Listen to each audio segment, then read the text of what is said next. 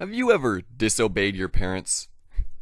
No way, Dad. I'm not gonna clean my room. I'm gonna overthrow the government.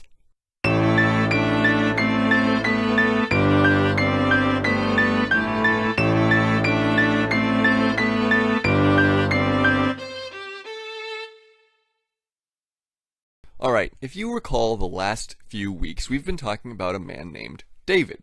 He was king of Israel. The last couple of weeks, we've been talking about how he sinned with a woman named Bathsheba and took her as his wife. Now, he repented and God forgave him, but there were still consequences to his sin. Nathan, God's prophet, told David he would have trouble with his children from then out. His sin would pull his family apart.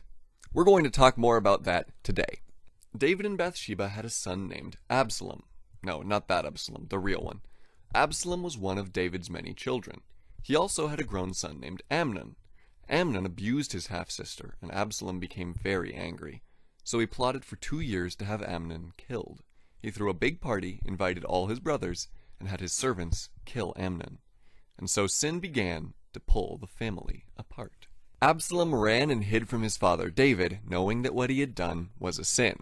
He hid for 3 whole years. Eventually, David was convinced to let Absalom come back to Jerusalem, but he wouldn't even speak to him. They didn't speak for 2 years. He was still very angry with Absalom, and sin continued to pull their family apart. Eventually, they did talk to each other again, but Absalom was proud and wanted to be king. He was handsome and was the oldest prince, but God had not chosen him as the next king. Despite this, Absalom stood at the city gates every day and helped people solve their problems. He liked to talk about how he was a much better leader than his father David. Because he was handsome and young, the people thought he would make a good king. And so sin pulled their family even further apart. Absalom then decided to put a plan in motion. He told David that he was going to go to the city of Hebron to worship God, but actually, he was going to go collect an army to attack David. But a messenger warned David this was going to happen, and he was able to escape the city with his loyal followers in advance. They went and hid in the woods across the Jordan River, because sin pulls families apart. Absalom chased David with his own army. There they battled. David's army won, and Absalom's troops were either killed or scattered. Absalom rode away on his mule, but his hair was so thick and long that it got stuck in a tree.